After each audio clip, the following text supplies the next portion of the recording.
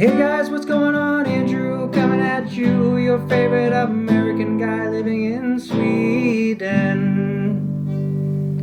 So guys, I just wanted to play guitar for a minute.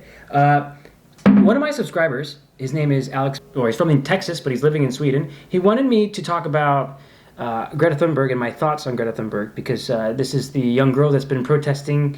She's been all around the world at this point now, but she started in Sweden at protesting parliament, and she didn't go to school for 3 weeks.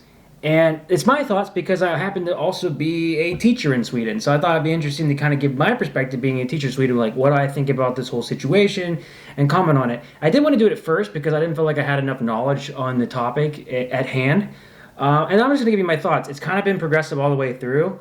I've reached out to Greta as well because I would love to interview her at some point. So if you know her is here and you want to tweet this out to her or share this with her, go ahead and do that. But when I first saw the story about Greta, I kind of reacted like a lot of people where before I heard her speak, I was just like, okay, well, first the Parkland kids, the school shooting that happened in Florida, those kids walked out of the school and I saw that. And I thought that was powerful, and then she was doing it too.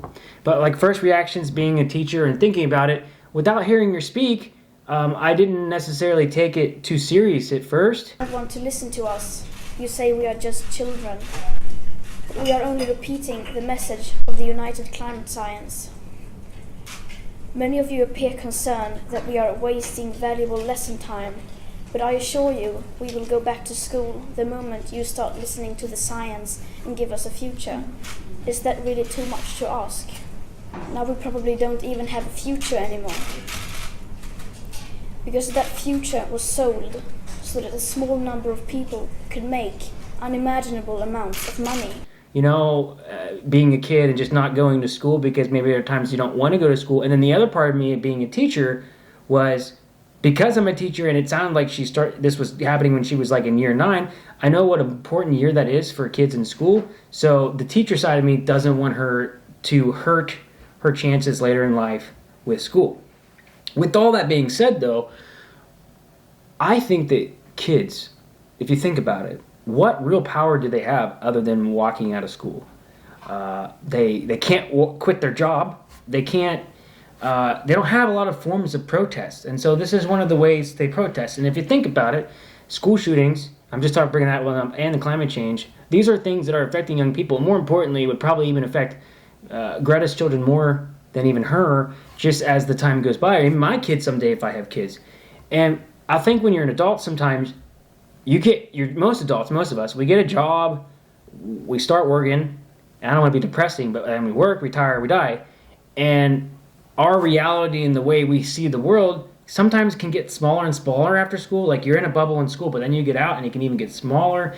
And then there's so many people that get locked into something and they're just stuck doing it that I don't think we always think outside of the box or really want to change things. I think there's a lot of people that are politicians and things like that too, or people in power. And if you're like 50, 60, 70 years old, maybe you're not as concerned about the environment because it's going to be okay 20, 30, 40 years from now.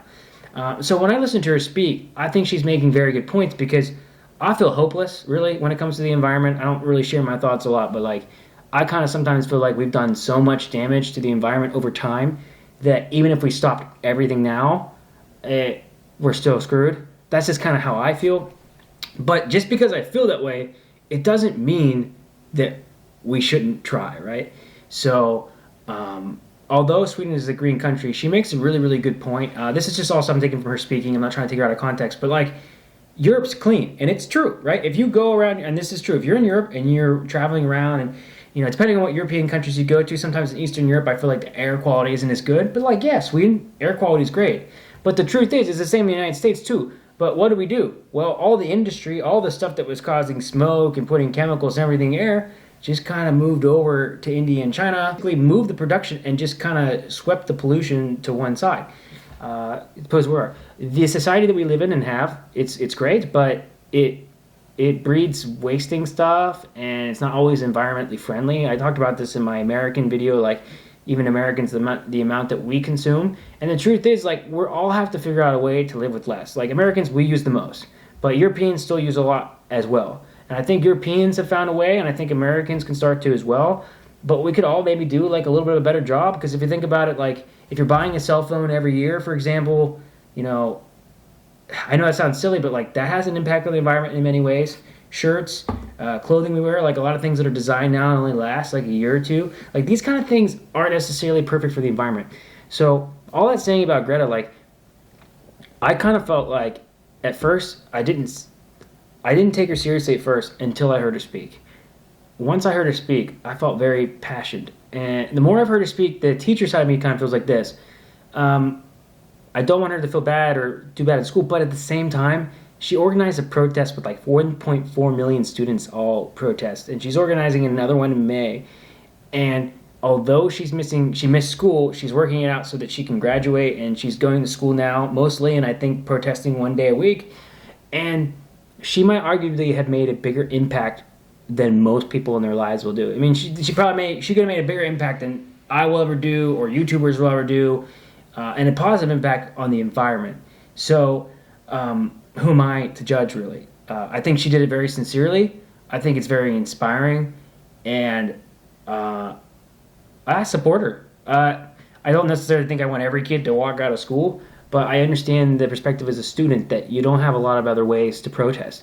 And I definitely think she's gotten the attention that she deserves and got people talking. And sometimes it's just really strange to hear, like, 15 and 16-year-old kids like make more sense than adults on the issues. So I think we need to listen to children more, really, when it comes to some of this stuff, because they're the ones that are going to be impacted the most. So, and it's interesting too because everybody loves their kids, so it might be the start of some real change. Because everybody, I mean, I don't care who you are on the planet, you meet people, they love their kids, right?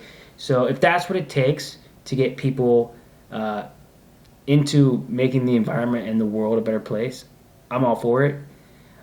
So I salute you, Greta. Keep fighting the good fight. I wish you success in your life. I hope I get a chance to interview you sometime. I would love that. If you see this and you want to do that, please get in contact with me. And I will see everybody else in the next video. Hej då!